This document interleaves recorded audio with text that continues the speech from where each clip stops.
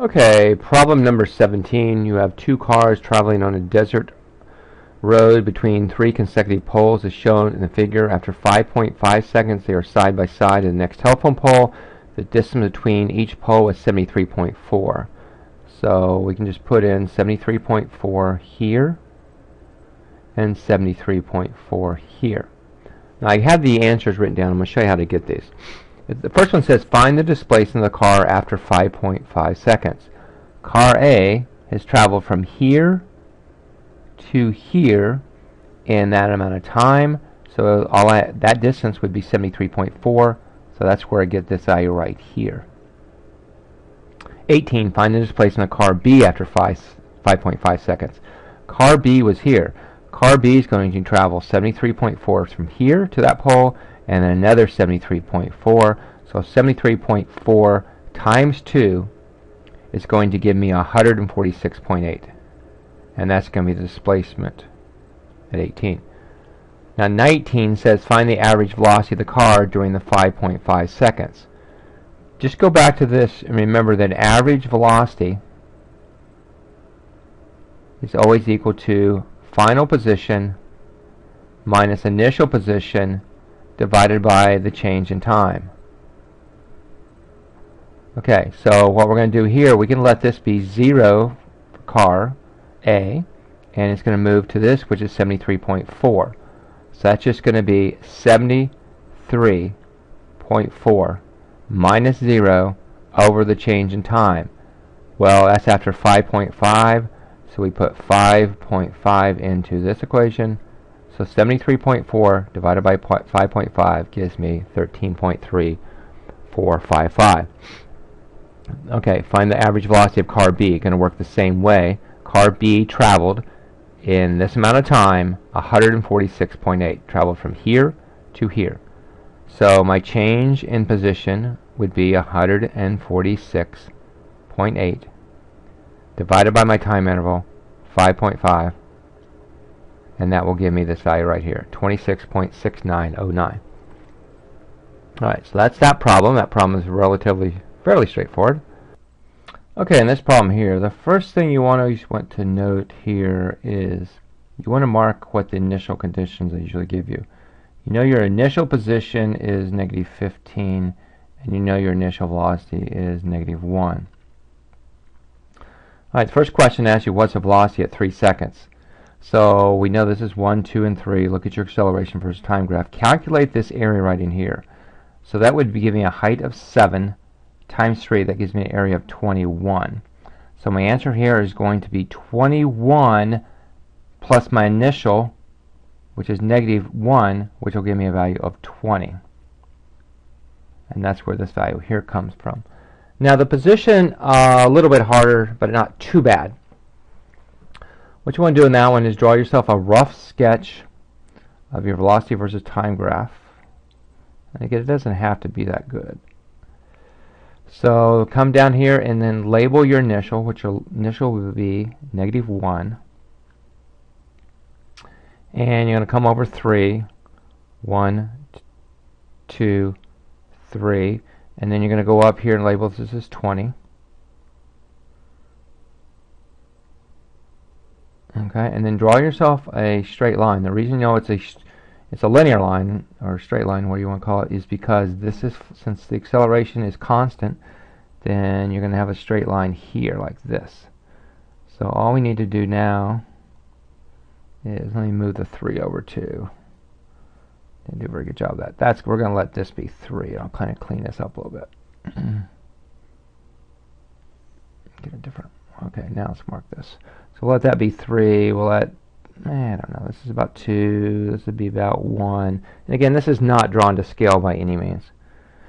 Alright, so now what I have to do is I need to find out this area here, which will be negative, and this area here will be positive. We need to find out where this point is. Where do I cross the x-axis, or where do I cross my time? We can do that from using Algebra 1.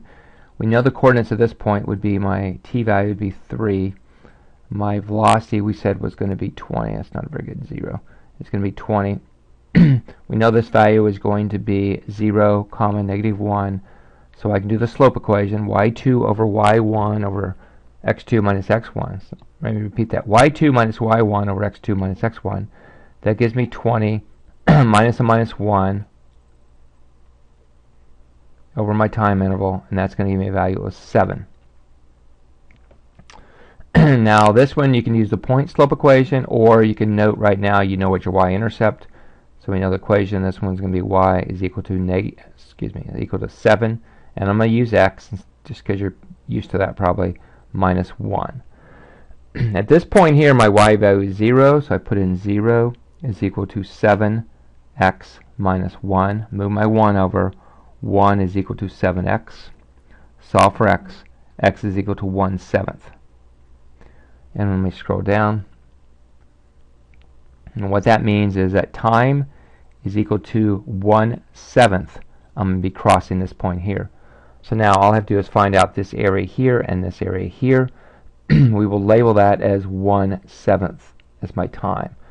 Area of that would be 1/2 times my base, which will be 1/7, times my height, which will be -1, and that value will give me -14.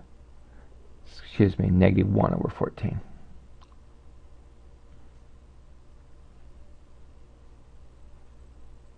So that's that area right here. Now to do this one, we need to find out the base. If this is 1/7 and this is 3, then this base would be 3 minus 1/7. So we go back to 1/2 times 3 minus 1/7 times my height, which is 20. I'll get my calculator and run that value real quick. 3 minus 1 divided by 7 times 20 divided by 2. I'll hit math 1 on that. That's going to give me a value of 200 over 7. Okay, all I have to do now is add everything together. I take my initial position. You got to consider that as -15. So -15 minus 1/14 plus 200 over 7 will give me my position at t equals 3. We'll run that through the calculator, and we get 13.5. And we'll go back up and check and make sure we did that correctly. And the answer here would be 13.5. Okay, so that's how you do that one. Excuse me. Let's find the next one. What's the velocity at 7 seconds? All right. Well, all we're going to do is continue to calculate area. I'll go back to red. Excuse me today. We know this is 20. Now we can leave this as this is 21. You can leave this as 21 if you like and recalculate this. This area will give you 21 also, because all I've done is gone over 6 and I've gone up 7. 6 times 7 would give me 42, and that's going to be the sum of those two. Or you could just do like I did here. I could just go over 3 and then up 7. I get 21. Alright, so now we need to find out the area of this. I go over 1, I go down 2. So -2 times 1 gives me a -2.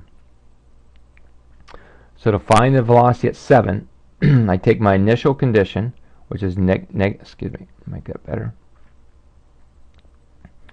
which will be -1. I'm going to add 21 plus 21 minus 2, which will give me, that gives me 42 minus 3, that gives me a value of 39. And that's how you get this value here. Alright, now let's figure out the rest of this. What is the position going to be at 7 seconds? Alright, I'm going to erase some of this here. Give myself a little bit more room, because we've already done that.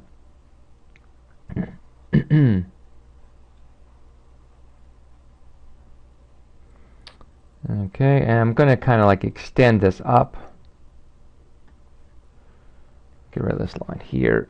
And I'm going to exaggerate just a little bit because I'm going to run out of space here. Bring this on up just like we've done. And now I'm going to show this time interval.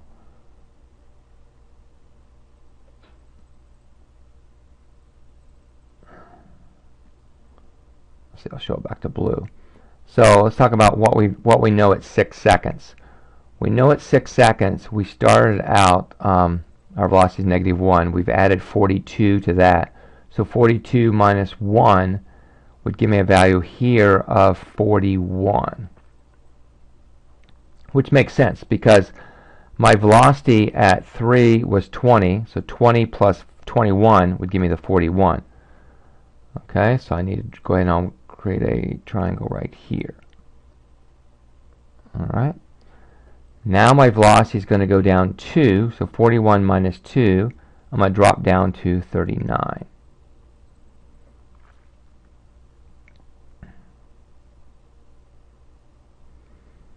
Now I'm just going to extend this over just a little bit. And now all we have to do is find out what the area is. Now I'm going to label all this. This time here would be, there'd be my 6. And this would be my 7. We're going to break this in. I'll do that with a straight line because that's hard to do.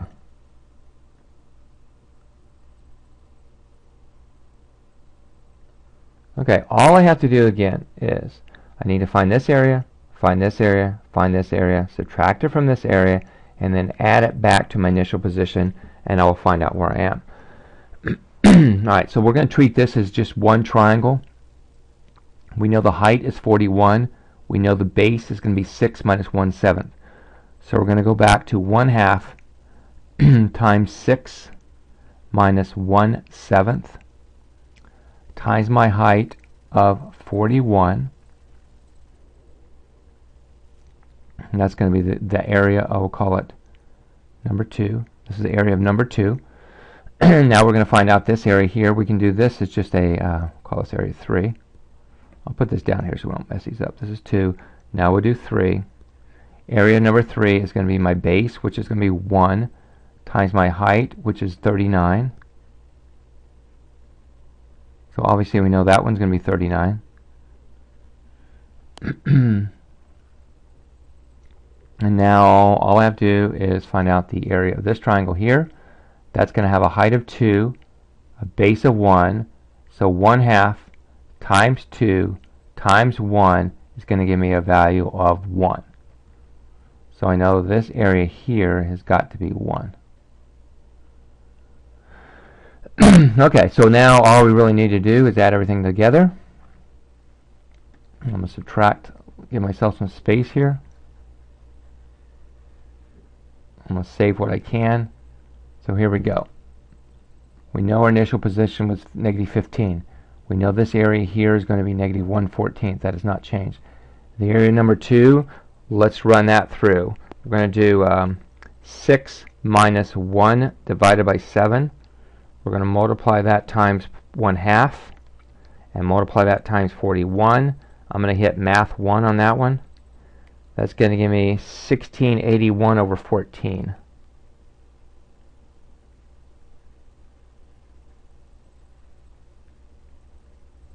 Now I'm going to add area 3, which we said was plus 39. And we know this area here, using 1/2 base times height, is 1. We will add all those together and see if we get the right answer.